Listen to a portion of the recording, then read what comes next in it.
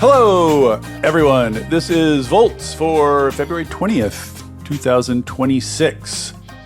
What is PJM and why is everyone so mad about it?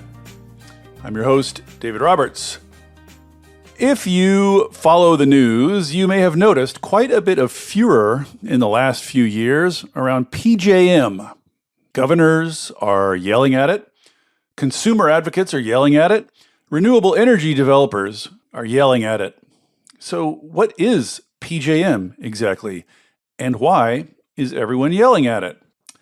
Briefly, PJM Interconnection is America's first and largest regional transmission organization, or RTO. An RTO runs wholesale energy markets and plans transmission capacity for a pool of utilities in a given region. PJM's pool is vast, extending from Chicago to the Jersey Shore, covering all or parts of 13 states and Washington, D.C. It manages a transmission grid that serves about 65 million people, approximately 20% of the U.S. population. In addition to running a power market, PJM also operates a separate capacity market, wherein power plants are effectively paid to be available on standby at a future date just to ensure that there's always enough capacity available to cover any possible demand spikes or supply losses. The thing is, PJM is very slow to interconnect new power generation projects. It has a long and extremely congested interconnection queue. Meanwhile, gigawatts worth of data centers are banging on the door, asking to be hooked up, pushing demand higher and higher. This means that capacity in coming years is increasingly valuable. Capacity prices are skyrocketing, consumer bills are rising, and everyone is angry. Thus, all the yelling. To discuss what is going on in PJM, what people are doing about it, and what might happen next, I have with me the perfect guest, Clara Summers from the nonprofit Citizens Utility Board, or CUB as they are affectionately known. She runs CUB's Consumers for a Better Grid campaign, which advocates for cleaner, cheaper power in PJM. We are going to talk all about how this crisis came about and what kind of reforms might get PJM back on track.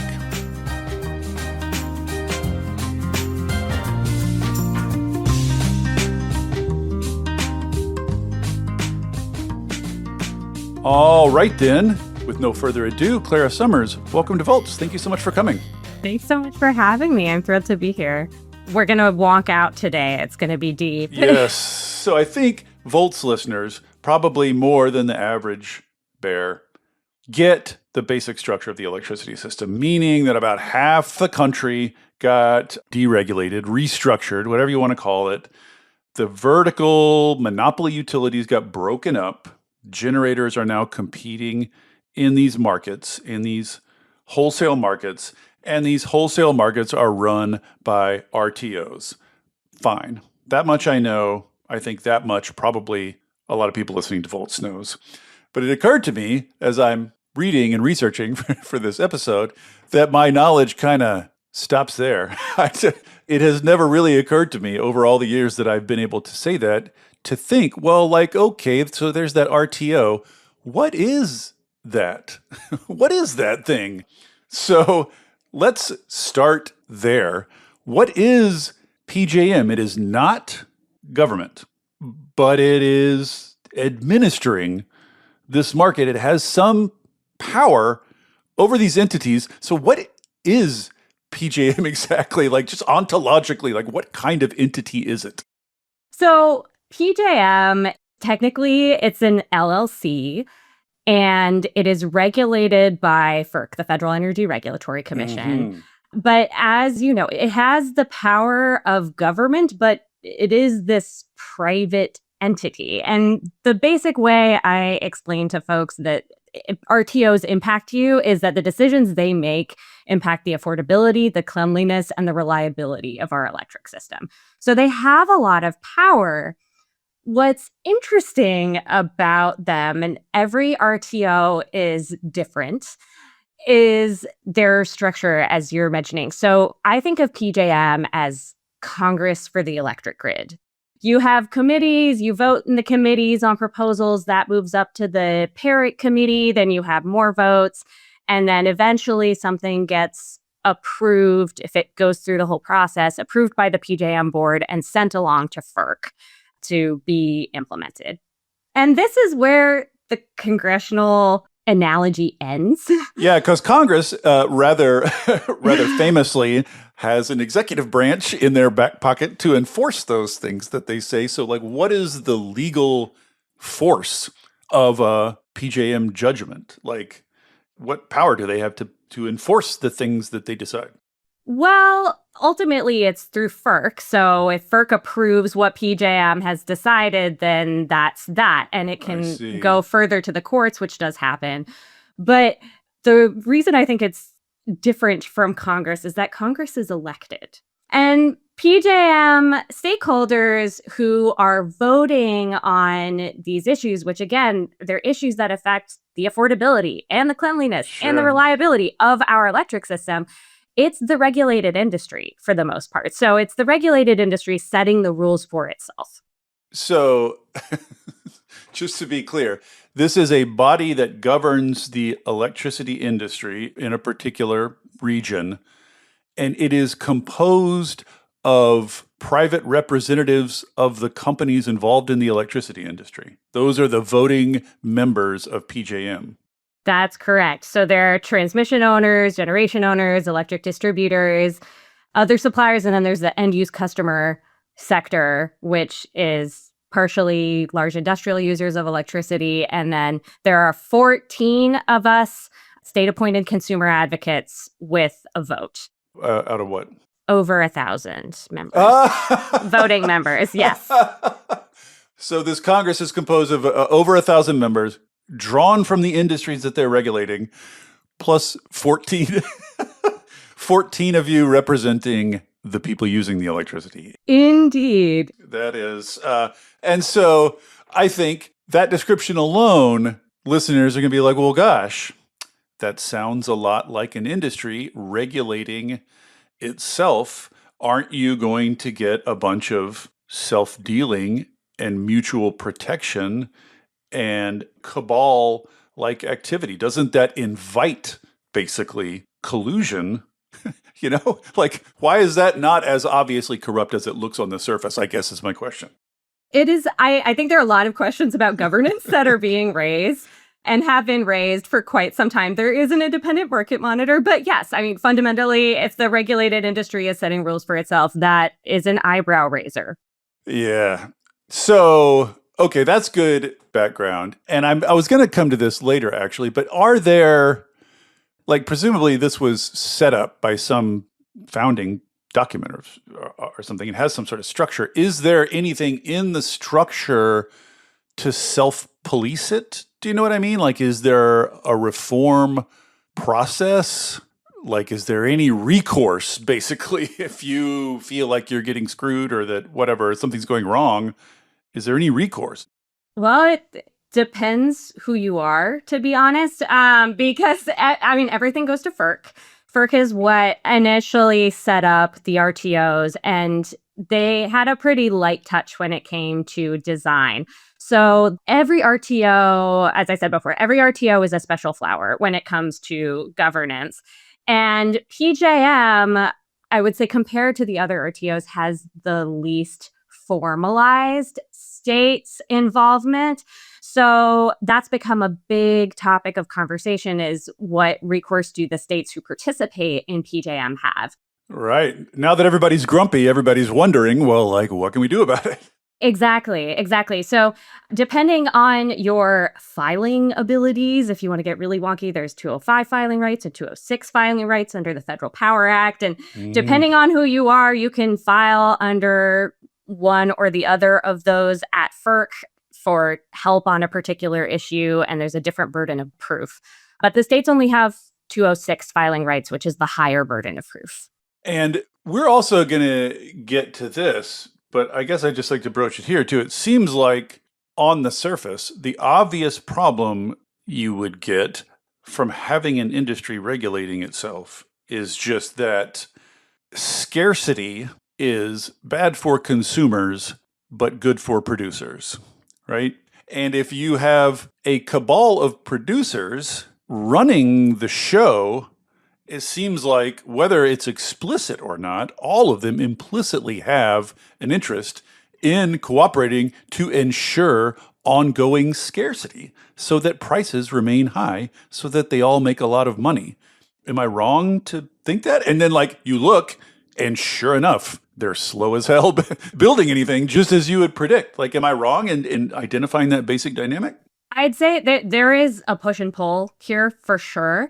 One thing I should have mentioned is that while the voting members of PJM are the regulated industry, it is up to an independent board ultimately to make the decision. So things will go through the stakeholder process, and depending on the issue, some issues just have to be sent on to FERC, whether or not the board is as excited about it, and other things the board has a lot of decision-making power over. And one of those things is the capacity market. Mm-hmm. So the board is independent from this construct. There's the members who vote, and then there's an independent board.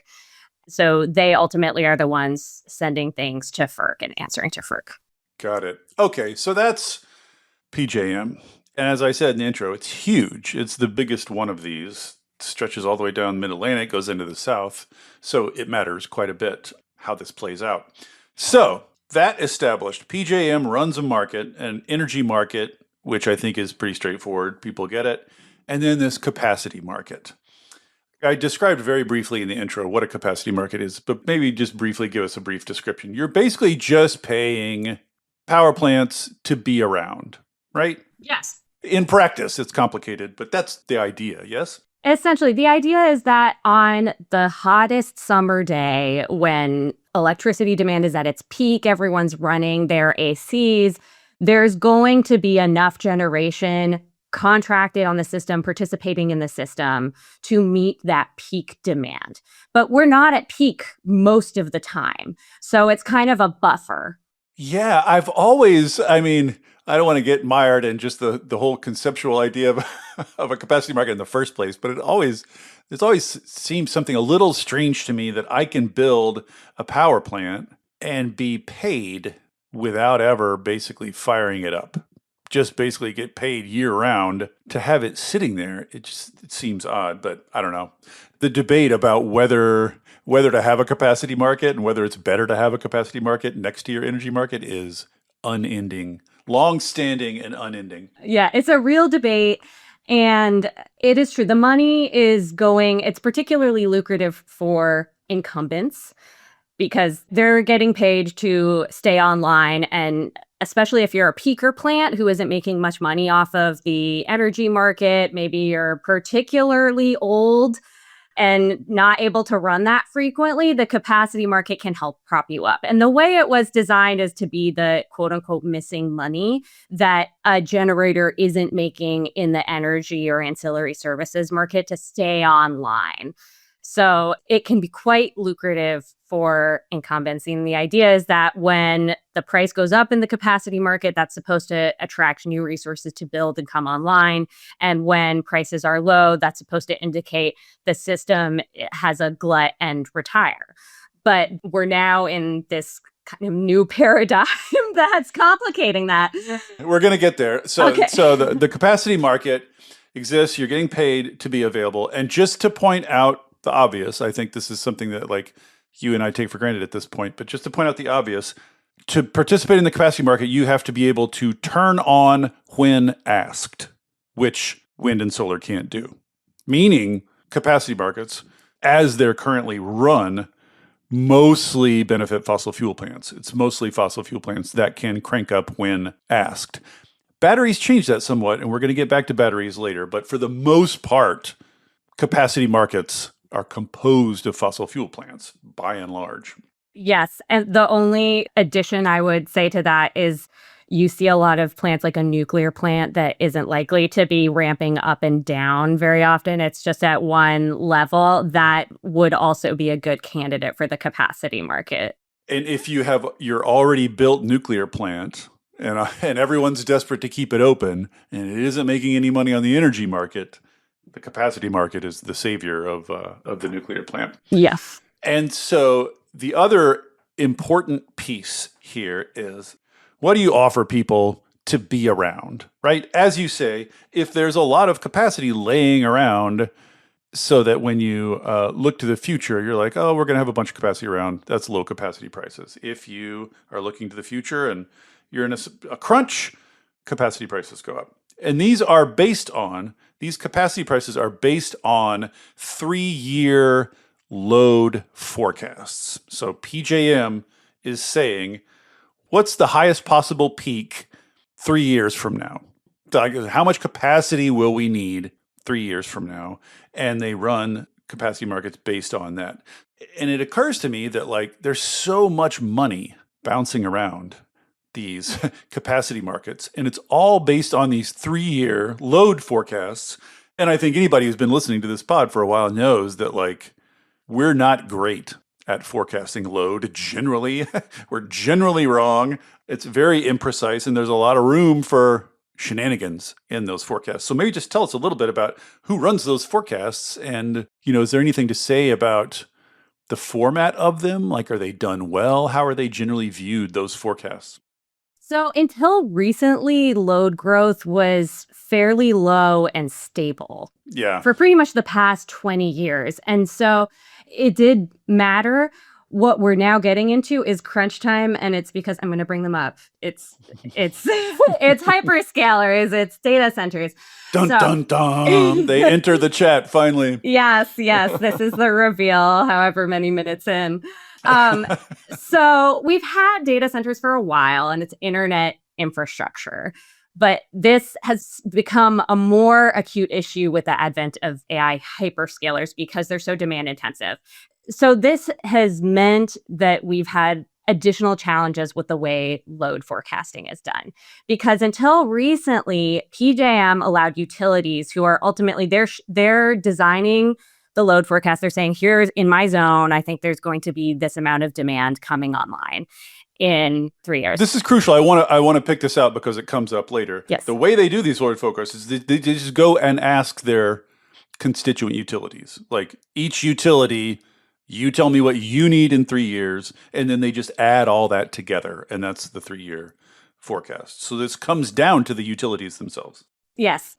And these utilities, they've all been using wildly different approaches to estimate how much capacity they might need. And what we've been seeing is a data center could be reflected in a duplicative manner across different utilities. Because there's a big difference between a data center that has knocked on the door of a utility and said, hey, I'm interested in being in this area, versus a data center that has entered into a contract with a utility and put down money. And which of those counts as forecastable load is the question. Yes. And I take it different utilities count that differently. And isn't it also true that because of these long interconnection queues, that if you want to build a data center, you go kind of bid it into multiple markets, right? Kind of playing the field to see which one you can get in, which means all those utility markets that you bid into, are they all counting your data center as forecastable load? Is your data center getting counted 2, 3, 4 times as load?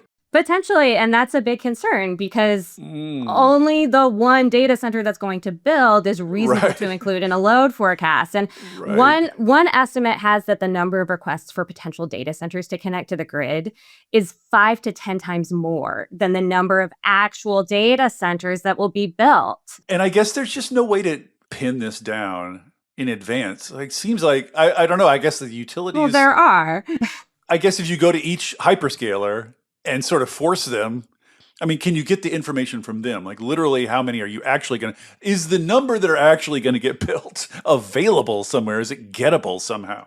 Well, and that's why the constraint really needs to be that data centers have to enter into binding contracts for Before any. they're counted, you mean? Before they're Yes. counted, right? Yes. It's not reasonable to count, oh, you had a conversation with this Right. utility, and so we're going to count you. So at the state level, what states can do is they can create large load tariffs, which is a rate class specific for these large loads. And in that, say, okay, you need to be responsible for your own costs, whether or not you end up using them.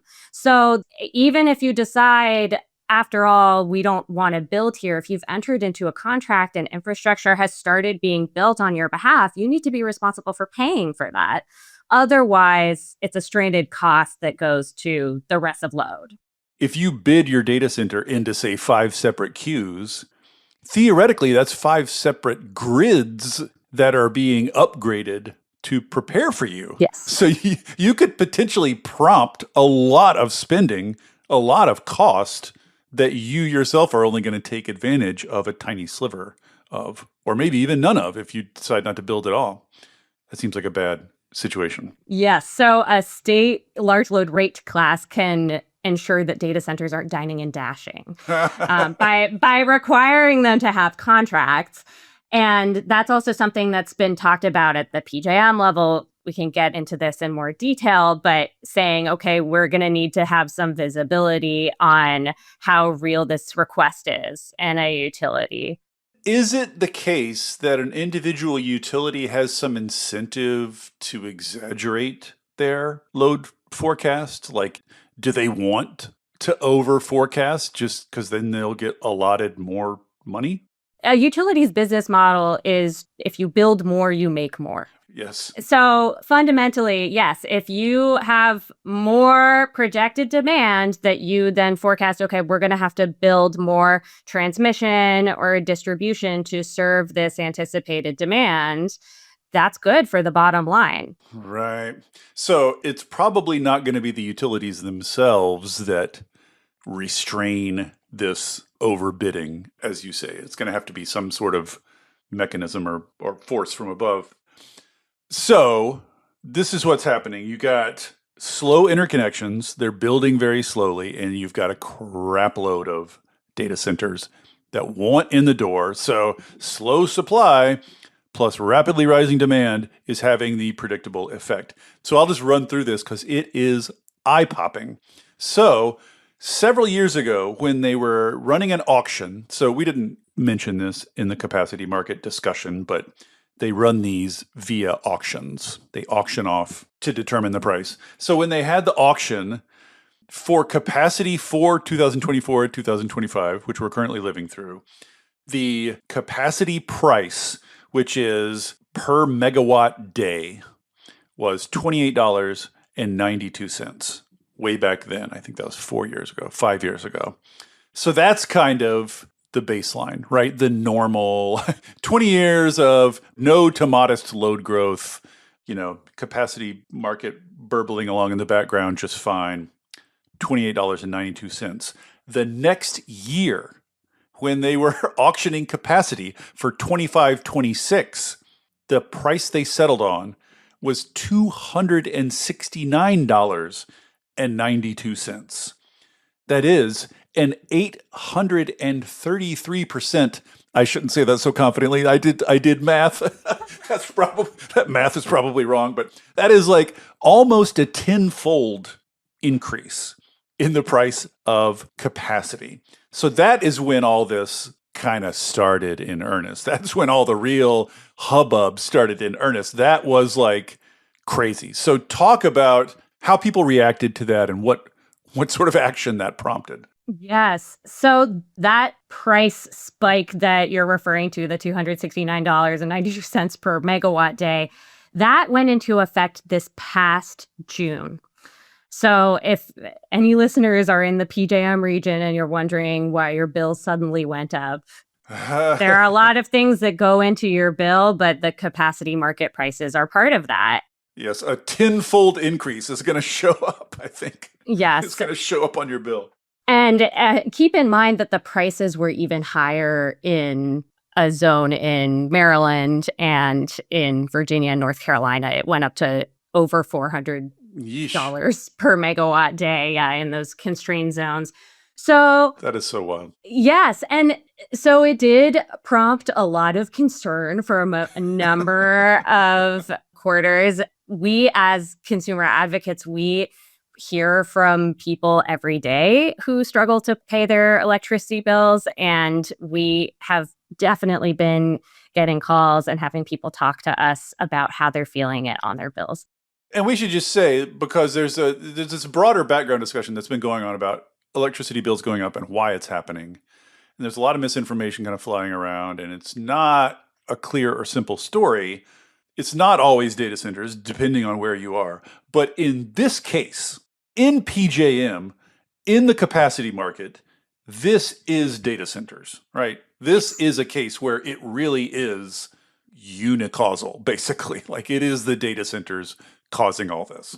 I think it's fair to say that it's a major chunk of the cost. We ran another, PJM ran another auction in December that's for the 2027-2028 delivery year. And according to the independent market monitor, 40% of the costs were driven just by data center demand. So that's huge. And it's true, there have been a combination of factors. You mentioned the interconnection queue, which in PJM has been closed to new entry between 2022 and this coming spring while they've been clearing out a backlog. So that was a big component of why prices started to spike, because if you have a backlog in getting new supply online, of course, prices are going to spike. So that we're hoping to see as the queue has been getting cleared out and as PJM moves to a better updated cluster study system, that issue will be alleviated, we hope. But that combined with this massive data center demand is really what's been causing these high prices. And so after that first price spike, Governor Shapiro of Pennsylvania and many consumer advocates like ourselves, environmental organizations, all were calling for reforms at PJM. This played out in the PJM stakeholder process and also at FERC. And ultimately what happened is Governor Shapiro was able to negotiate with PJM what's called a price collar, which is essentially saying, okay, prices are not reasonable right now because we have frozen new entry and we have massive unprecedented demand. So we're going to put a collar around the range of what prices can be, so the cap is lower than it would otherwise be. But the cap is around $330, which is still very far above $28. Yes. It's not a low price cap. It's still pretty eye-popping. Oh, yes. It's so much higher than prices have been for, these are all record-setting prices. So even with the price cap, which we are really glad to have, it's still higher than it should be. And the subsequent two auctions both hit that price cap, which means the economists out there are starting to twitch. Like, if you have a price cap and you're running up against the cap consistently, that means in some sense your market is broken. You're not going to get as much. And that's what happened in the recent auction. They didn't get as much capacity as they needed. Like they are saying, even paying this crazy $330 price, we're still not getting the capacity we need. That's not enough to get us the capacity we need, which is doubly crazy. And that speaks to how overwhelming the new demand from data centers is, because they want speed to power. They want to come online much faster than the market can realistically get any generation built. So that's the big timing mismatch that we're having right now. I think the economists would say that's fine as a Band-Aid, right? That's fine as short-term relief for particularly stressed ratepayers, but that doesn't address any of the structural forces that are causing prices to be high. So in a sense, you're getting some short-term relief, but you're almost building up pressure behind the scenes. You're making it worse and worse. You're making it worse behind the scenes as long as the price cap is on. So I guess this is all a long-winded way of saying, like, that can't be it, right? Like, surely there are deeper structural solutions on the table. It's a necessary Band-Aid, and yes, that has been over the past 6 months now, I want to say. Very involved stakeholder discussions have been taking place at PJM to talk about how do you reliably and affordably integrate this massive new load. Right. So tell us just a little bit about the administrative, like, this has prompted a flurry of meetings. Meetings are happening all over the place. Tell us a little bit about who's meeting and what they're doing and what is the process underway now? So many meetings. Like even in a regular year, there are more meetings that happen in PJM stakeholder process than there are days in the calendar year. I can imagine. And so you're really juggling many balls at the same time to keep up, and there's only so much you can track at once. But so in August, the PJM board said, we are aware that data centers are overwhelming the system and the scale of this is becoming clear. So we are going to kick off an accelerated stakeholder process to figure out how to manage this load growth. And this is called the CIFP, the Critical Issues Fast Path. It's not a thing unless there's an acronym. So this is the CIFP LLA, the CIFP on large load additions. And that meant that we had stakeholders having meetings with PJM and bringing proposals about how to manage this growth. And it all culminated in an advisory vote to the board in November. Mm-hmm. There were 12 proposals ultimately that were voted on. Interesting. None of them reached the threshold to say there was consensus around this. A perfect meeting. So there were a lot of ideas. And the board took that back and they distilled that into what the next steps of the process are going to be that they announced partway through last month. And I would be remiss if I didn't mention how engaged people were in this process. It wasn't just, I bet. Yeah, it wasn't just PJM members. You had the governors have formed a collaborative and they held a technical conference on governance reform in September.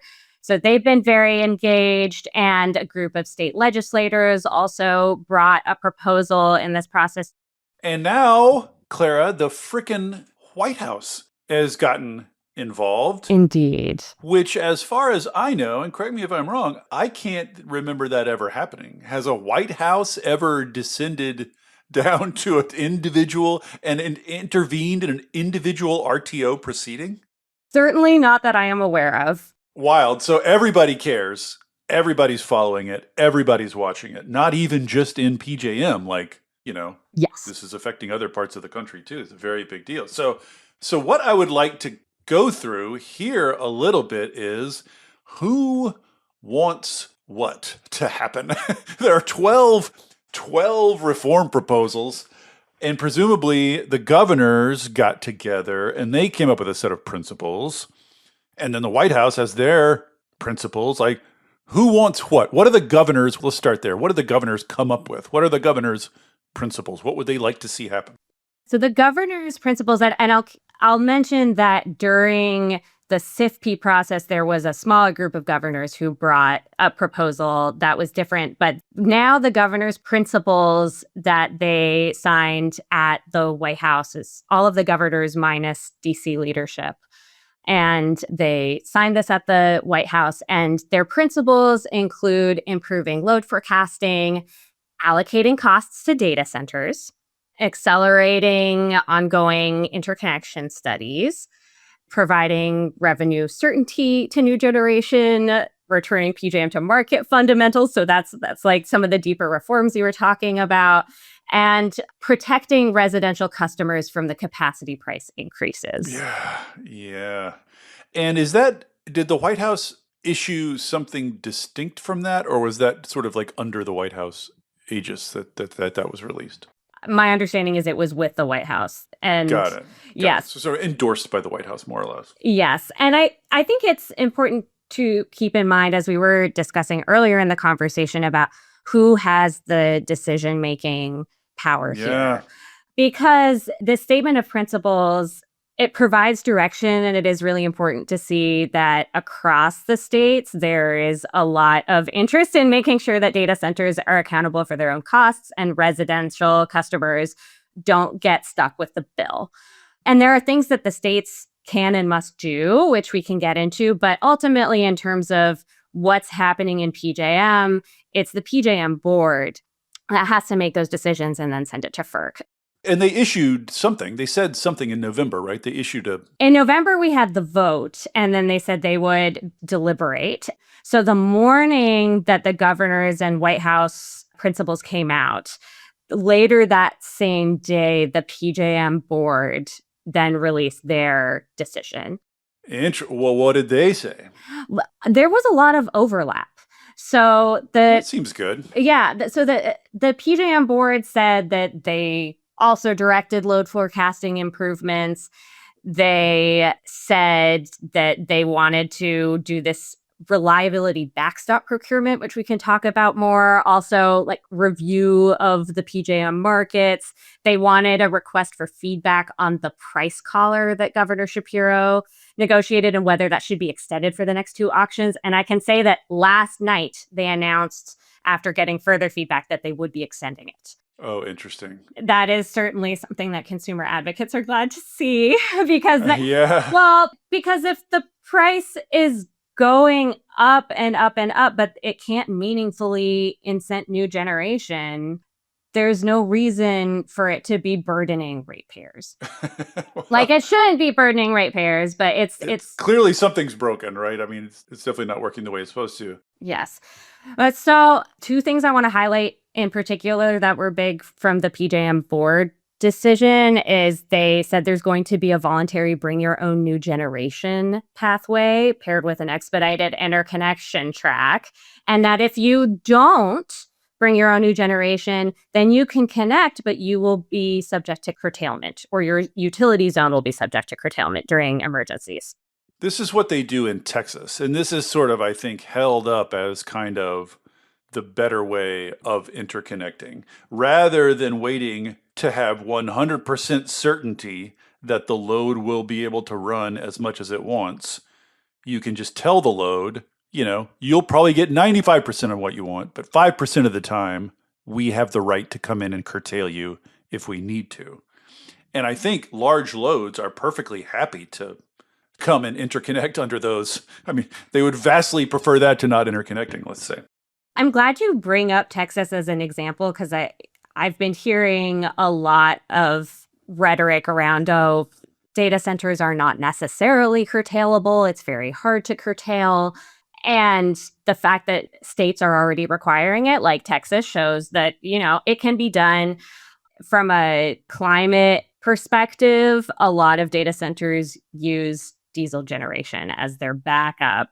So I know that's raising a lot of concerns. Yeah, it's not great. Yeah, for communities and different states that want to make sure that air pollution targets are not overrun.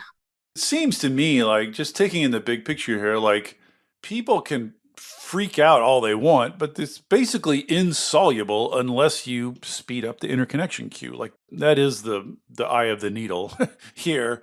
And like all the other reforms are Band-Aids until that gets fixed, it seems to me. So is it getting fixed? Like, I think PJM says we've started speeding up interconnections.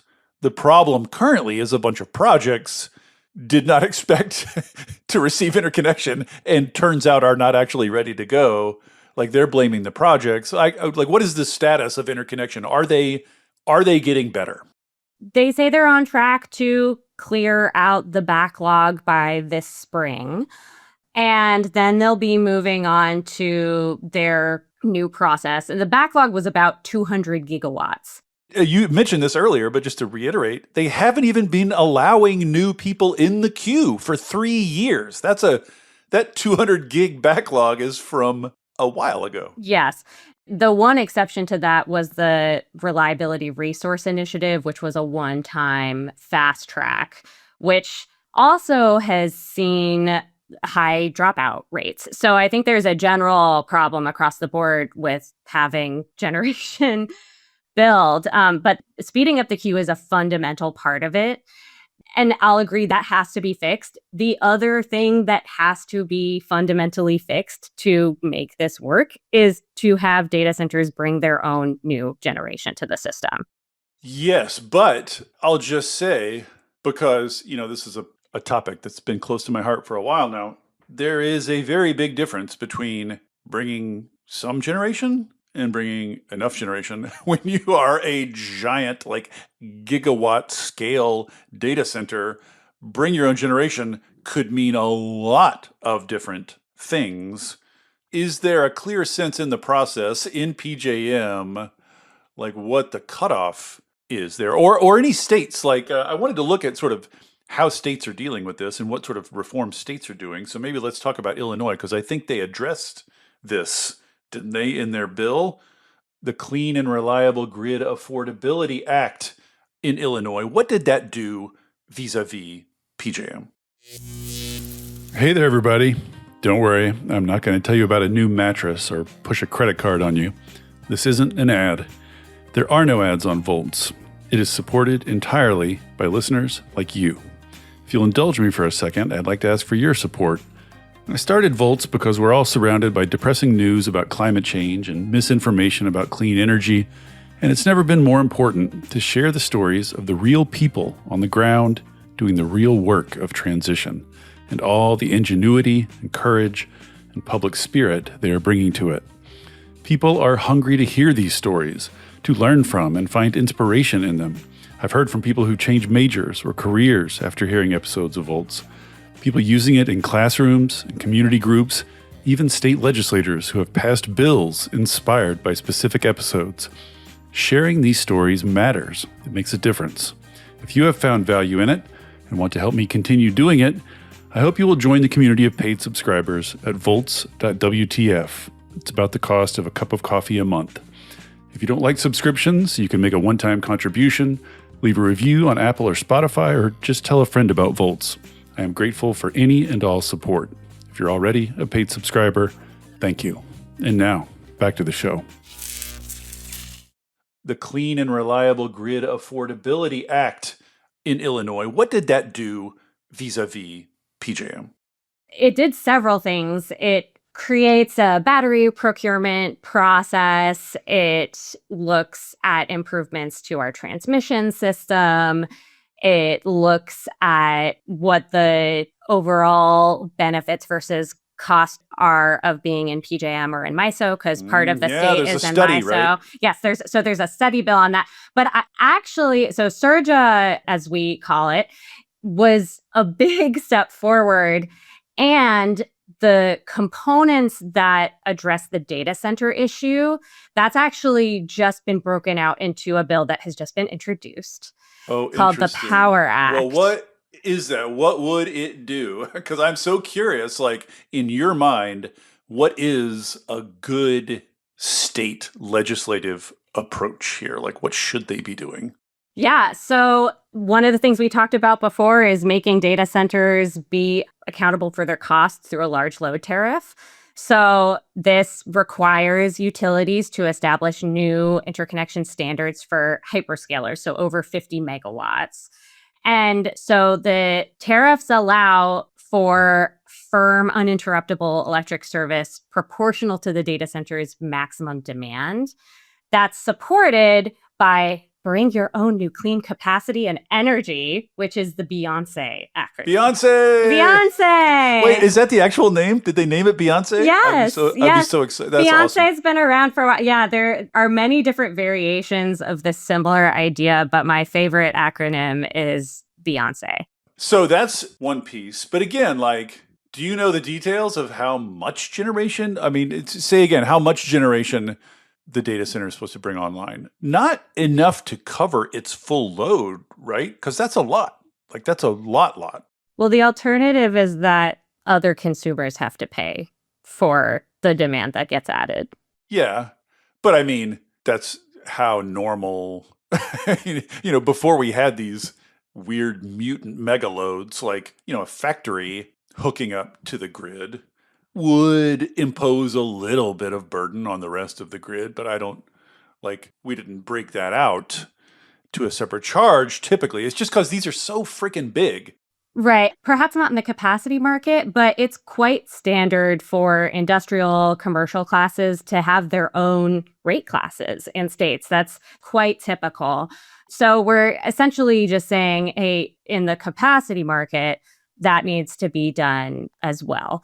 And data centers, because they have this massive amount of load coming on, do need to be responsible for procuring that because it's more than the market can handle by itself. This is something I'm not quite able to get my head around is like traditionally, if big industrial users come along, states want them. States will compete for them because they're good for economic development. But these particular large loads have downsides that we have discussed. They raise prices for everybody else. They raise grid costs. So, do states want them or not? Are states competing for them or not? Is Illinois worried that if they impose a special tariff on data centers, that the data centers will just go to another state? Is that dynamic at play here? Are they competing for data centers? They are, and that is a real dynamic. And at the same time, hyperscalers are not particularly price sensitive. What they're interested in is I mean, these are the wealthiest companies in the world, right? Yes, so I know. they can certainly afford to pay their fair share. And they're most interested in speed to power. So that's where you're located on the grid and things like that. So what we're seeing is, states like Ohio and Indiana have actually created very protective tariffs. You mentioned Texas and their curtailment kill switch, essentially. And those markets are still seeing a lot of interest from data centers to build. So there's really no reason for a state to not have reasonable guardrails. It's not about being unreasonably restrictive. It's just have reasonable guardrails to make sure that your residential consumers aren't footing the bill. Yeah, and I think I don't know if this is the right term, the buyer's market. I don't know if that's the right analogy, but the demand to hook up to the grid is so wildly out of proportion to room on the grid that basically the people who have control over the grid have all the power in this situation. Basically, hyperscalers are desperate and will basically pay whatever, wherever, to get whatever they can. The amount of demand is so out of scale to the supply that it's a completely distorted market now, just in terms of market power and political power. So traditionally, capacity markets are mostly fossil fuel power plants, but batteries change that. If you attach a bunch of batteries to your solar plant, you then become at least somewhat dispatchable. You have some capacity value. Are renewables with batteries making a dent in the PJM capacity market at all? Is that going to change things at all? Once the queue gets cleared out, I am hopeful. I'm very hopeful that they will. And it's a good point because if we're talking about speed to power, there have been a lot of conversations about, these data centers will want to contract with gas plants. But I think it's important to note that if you actually care about speed to power, you want battery storage. Yep. Because according to a Brattle analysis, building a gas-fired power plant in PJM takes between 3.5 to 4 years. And another recent report indicates new gas plants won't be online till 2030, 2031. And we're already in crunch time with demand. So do you contrast that build time to battery storage, which can be built in, a year and a half, potentially, according to Brattle, and storage developers say they can be built even more quickly. So this could be an opportunity for more battery storage. Or related, and this is similar, but this is something a drum I've been banging on. for a couple of years now, it's like you could round up distributed capacity. That includes batteries, but also, demand response and residential level, VPPs basically. Like, it's hilarious to me that like the big cowboys in charge of these hyperscaler companies and in charge of the utilities want big, powerful stuff, and they're just attached to the idea of nuclear and gas. But reality is stubborn, and they just can't have them. They can want them all they want, but they can't have them until 2030 or 2031. And that is, if you have to wait that long to put your data center online, that is billions of dollars in opportunity costs. So they're just getting driven despite themselves to embrace distributed energy and batteries. I just was listening to Shale Khan's pod last night. He was interviewing a guy runs LS Power, which is a big power company operating in these markets. And this is the CEO of a very large power company. The CEO was saying, all we've got for the next 3, 4, 5 years is demand response and batteries. Those are the only things we can build fast enough. So I do think that is a good result. It's too bad that they had to be forced to this by a giant market crisis, but I do think that is going to be one good outcome of this.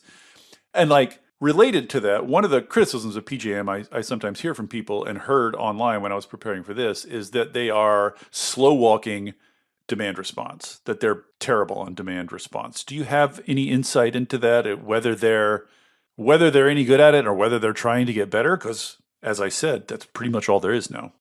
I don't know that I have much insight on that particular topic. And if I did, it was prior to being immersed in all the data center issues. All right. So let's talking about reforms. We talked about a couple.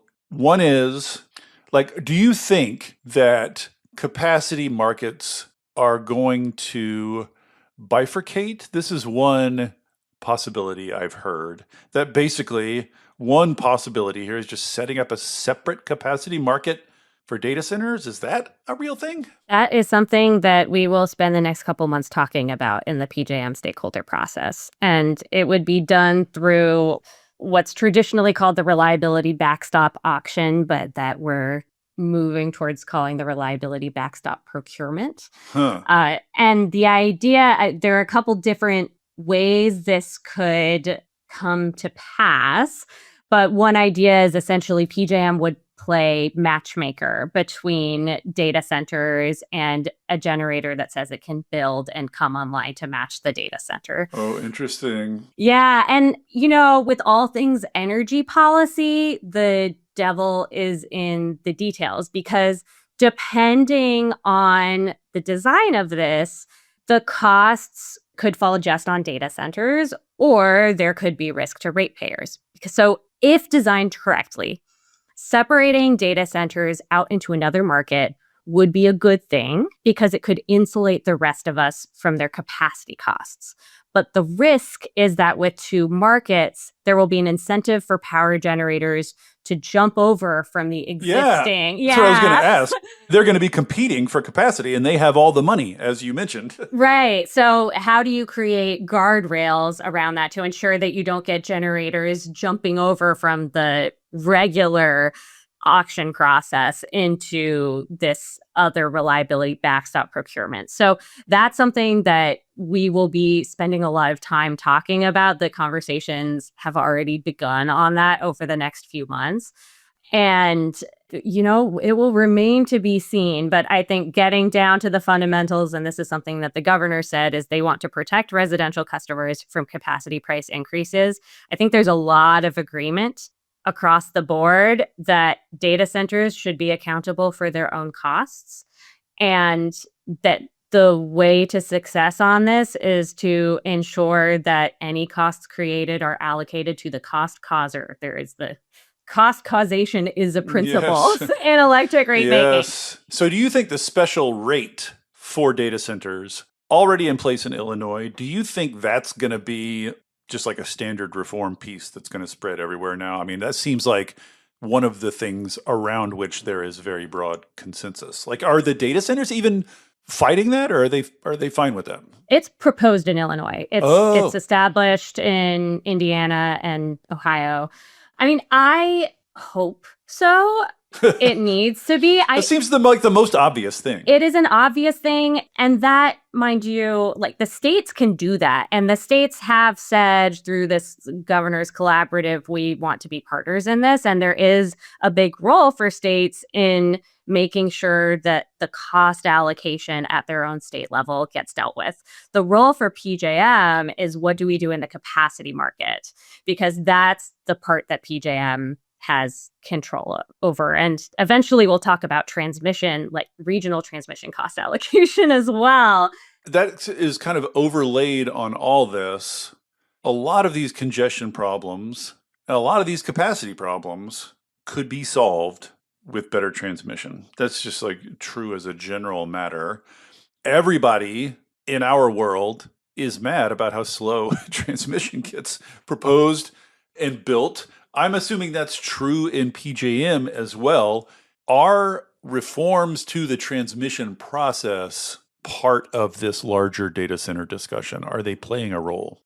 They have been mentioned as something that is important. An actual process specifically around data centers and transmission rates has not been started. PJM, like the other RTOs, is going through its Order 1920 compliance filing period. And Order 1920 was the new transmission planning rule that FERC came out with. Right. So that's meant to create reforms. We are tracking PJM's compliance filings with that. So that is a component, but it doesn't look specifically at, okay, a data center is causing this level of transmission need. How are we going to figure that out? But they know they need more transmission. What about if this all continues? Because to me, it seems entirely plausible that even if some or all of these reforms go into place, the structural forces at work here are so powerful that it's probably going to ameliorate but not solve the problem. And there's probably still going to be political angst. And I'm just wondering how seriously we should take states' discussions about leaving PJM. There's been threats. I think there's a bill now in Virginia pondering it. I wonder how seriously to take that. And I wonder, like, what are the considerations for a state deciding whether to do that or not? Yeah, I know there's one in Maryland, and I think New Jersey Maybe that's was what I was looking thinking into it. It's a couple different states. One thing I'll flag is that this is not the first time that states have had this conversation. Several years back, there was a lot of uproar over what was called the MOPR X, the minimum offer price rule. And it was about, like RPS resources or state-supported renewable resources specifically potentially being priced out of PJM's markets.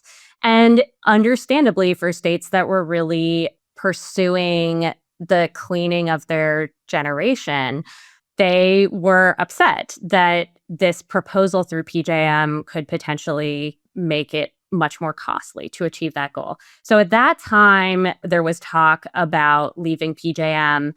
And one utility actually, so in Virginia, the Dominion utility took what's called an FRR, a fixed resource requirement. And that's where they exit the capacity market and they have to commit to self-supplying over a certain period.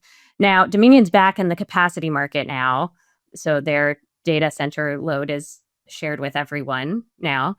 So that was a case that happened before. But yes, as you point out, those conversations are coming back. It's something that some governors have talked about. It's something some legislators have talked about. We talked about earlier our study bill in Surja last year in Illinois that looks at it.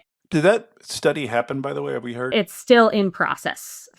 So I would say there are efficiencies to be received from RTOs. Like, it is more efficient. It's a big pool. Like, transmission markets, legendarily, the larger the pool, the lower the average unit cost. Exactly. I mean, all else being equal, which it rarely is, but it's much more efficient. I think R Street has done some analysis to look at the costs in vertically integrated parts of PJM versus the restructured states that just rely on the capacity market, and seen that it is cheaper to be in Is the it? capacity market. So there are cost efficiencies to it. And as we are seeing now, as we saw with the MOPR issue before, there are times when what's happening in PJM conflicts with other state priorities. And so I think it's always good for state leaders to have a good sense of what the options are, but they need to be really informed options, right? And so that's why it's important to do a cost benefit analysis, to do the actual studies and be evaluating that before making any decisions. And there are a couple different ways that you can quote unquote leave PJM. There's doing what Dominion did of exiting the capacity market for a fixed term. That means you have to self-supply, which the restructured states don't have as much experience doing. There's also switching to another RTO. So again, Illinois has we're served by two RTOs. PJM, it serves the northern Illinois ComEd zone, and MISO serves the Ameren zone downstate. Yeah, somebody online was like, we should just break this thing up, leave the coal states behind, let them coal out all they want. Up here, we'll jump over to NISO, and down there, they can jump over to MISO. Just basically PJM is the worst of the RTOs. People should just be leaving it. Is that a sentiment you run across? I've heard that sentiment. I think you're seeing that there are some states talking about forming their own sub-RTO. I think that's something that perhaps the Maryland or the New Jersey legislation looks at is, can we form our own RTO? Can we be our own RTO? Can we join another RTO? Jeez, RTOs within RTOs, capacity markets within capacity markets. Yes. Adding complication is always the first resort in electricity. Yes. And I would say that it's always good to know what your options are and to always be evaluating what are the costs, what are the benefits. But you must do that careful analysis prior to making any decisions. I don't totally understand the political economy here. Is the threat to leave, is that something that PJM as an entity views as a threat? They don't want people to leave, presumably, right? That's, what do they want? What scares them? A lot of people I've heard from are just it seems like PJM has been dysfunctional for a while now. People have been yelling about it and nothing seems to matter. Nothing seems to reach them. I'm sort of just wondering, who do they fear? What mechanism can bring PJM to heal, I guess, would be my question. Do they fear people leaving? I can't speak for PJM. I'm sure if I were leadership in an RTO, I would be concerned about that. You're seeing a lot more engagement with the states now, and it will be interesting to track how the governors and PJM and legislative bodies all interact going forward. Yes, because one thing I haven't heard of all the reforms you mentioned that people have discussed or proposed, one thing I haven't heard is anything about reforming how PJM works or the structure of PJM or including a larger voice for consumers or, you know what I mean? Yes. Putting in more oversight. I haven't heard a lot of that. Are any ideas along those lines? Yes, that's a real discussion. And I'm really heartened to see that discussion happening because as we were talking about, there certainly from a consumer advocate perspective, the makeup of PJM seems very unbalanced in terms of voting membership. And if we're having these challenges over and over again about state laws coming up against what's happening in PJM, there needs to be, I think, a more formalized mechanism for managing that. So in September, the governors convened a technical conference on governance in PJM. And there are a number of different ideas. And what's nice is it doesn't involve reinventing the wheel necessarily. There are other RTOs that have a more formalized way for states to be involved. People who are interested in this should go listen to my pod on the discussion around forming a Western RTO, all the Western states. So the process of creating an RTO from nothing, from a blank sheet of paper, is underway in the West. Yes. So all these questions that PJM is facing are very much on the minds of people forming this new RTO, like what are best practices? Absolutely. Who does work best? Is there an RTO you'd, I don't know, single out as a high performer or particularly well constructed or competent? Do you have a favorite? I don't have a favorite, and I'm so laser focused on PJM but I will say that there are different aspects of other RTOs that I would love to pull in to PJM. So, for example, in PJM there is a formalized group called OPSI, the Organization of the PJM States. And that is it's the state regulators group that inform PJM and advise PJM on what their positions and goals are. I would love to see OPSI have more formal power, the way you see some of the other state regulatory bodies have in other RTOs.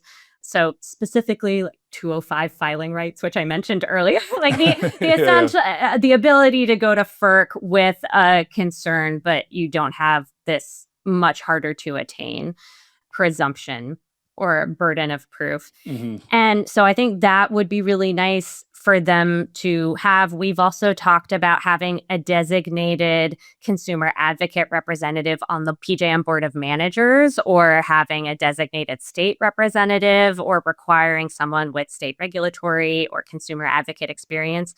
There are people with former state regulatory experience on the PJM board now. But those are some examples. Also, from a governance perspective, we would love to see all of the votes be public and transparent at PJM, because they're not? No. That's wild. Yes. Well, this gets back to the confused, like, what is it? Like, does it have an obligation to be transparent? I don't know what it is, so I don't know if the kind of thing it is has that obligation. I mean, I kind of think it should have that obligation. I agree. I think if you're making decisions that impact what we're paying for our electricity, how reliable it is, and how clean it is, then you are a policymaker, and there needs to be more transparency about how decisions are being made. If you're a company in PJM and you're voting, at the very least, like, your shareholders, and like that should be on the record. People should know which way companies are going. Yes. And some states have passed and are trying to pass legislation to require their utilities, their state jurisdictional utilities, to report their votes. So last session, it was Maryland, New Jersey, and Delaware, I believe, passed this legislation. So now their utilities have to report. I wonder if that will change behavior. I really wonder. It'll be interesting to see. It will be interesting to see. We have the bill is also proposed in Illinois, and I know has been proposed in a couple other states. So that's the sort of thing. But, the states shouldn't have to work around that and say, hey, state utilities, please report your votes. That should be something that's done in PJM. Unfortunately, it would require a vote of the members to make their votes. And there's one committee level where you can see the individual firm votes.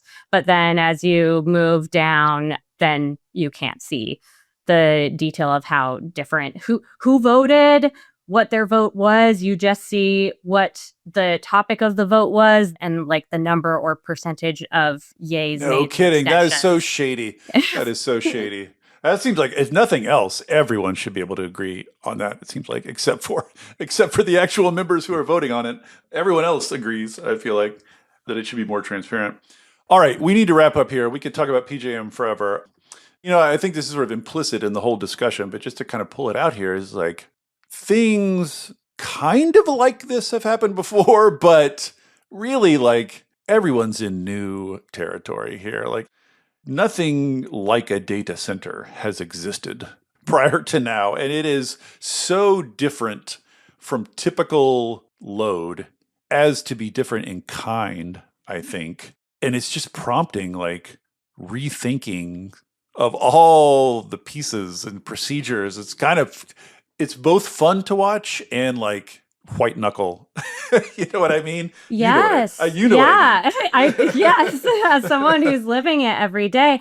And I will say, it is a challenging situation, and this is a kind of brave new world. And I think it's really hard to be PJM right now trying to manage this. No kidding. I mean, it's hard to be utilities. It's hard to be everybody right now. Nobody knows what the hell they're doing. Yeah, it's really hard. So just to be clear, this is a tough nut to crack. And from everything I have seen, this is a resolvable problem. Like, I do feel confident in that. I really think that between bring your Beyonce, bring your own new clean energy, or connect and manage and having curtailable load and allocating costs directly, there are ways to reliably and affordably integrate data centers. That can happen. It's just a matter of making sure that they're accountable for their own costs. At the very least, there are some obvious steps. Yes. That we could take that would help things. And then we can see where we are once, So this brings me, I guess, to my final question, which is all this hubbub is very much ongoing. Meetings out the wazoo are happening all around us. I guess some reforms are being put in place. All the plates are in the air. I'm sort of wondering if any of this is going to have any effect soon enough to show up in the next auction period. Or do you think all these gears are kind of moving too slowly for that? Good question. The next auction happens in June. And what I can say is, as of last night, the price cap is going to be extended, the lower price cap. So it's still going to be these same record high prices that we've seen for a while, but at least it won't get even worse. So that is a good thing. And the PJM board has said that they want to have the design for the reliability backstop procurement done by May so they can file it at FERC. And the governors and the White House had set a September timeline. So I think we are going to see developments on that particular design over the next couple months. The load forecasting improvements the PJM board has directed are supposed to happen immediately. And on those particularly, just from outside, it looks to me like almost any reform you implement on 3-year forecasting in the circumstances we're in is going to yield a lower forecast. Do you think that's a safe bet? If you stop double counting, I mean, almost anything you do, you're going to, because right now you're just counting everything, right? Do you think that the load forecasts are going to get trimmed back? Yes, and I will say that even after the December auction ran, I believe PJM said, we cleared short. And I believe PJM said, well, we expect that the load forecast is higher than what's actually going to materialize. So I think there's already recognition of that. And there are some recommended improvements. I think there can be even more. One thing I want to flag, this is maybe a side point, but we're not actually operating in a 3-year forward, which exacerbates all of this. What do you mean? So the auction is supposed to run 3 years prior to what's called the delivery year, the year that you need the capacity. And we have been running auctions a year before, a couple months before. No kidding. So, yes, we've been off schedule for several years now. And I believe we're supposed to be back on schedule in time for the 2030 auction.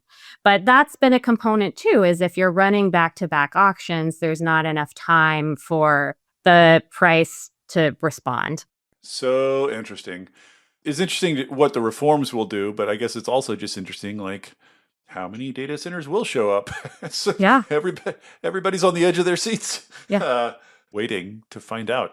I will be interested to see the details, but some hyperscalers over the past several weeks have made announcements saying that they will cover their own costs. And there have been some tech companies that have commitments around procuring clean capacity. So I think this, as I said, this is a thorny issue. It is resolvable, and there's a role for everyone. There's a role for the hyperscalers. There's a role for PJM. There's a role for the states.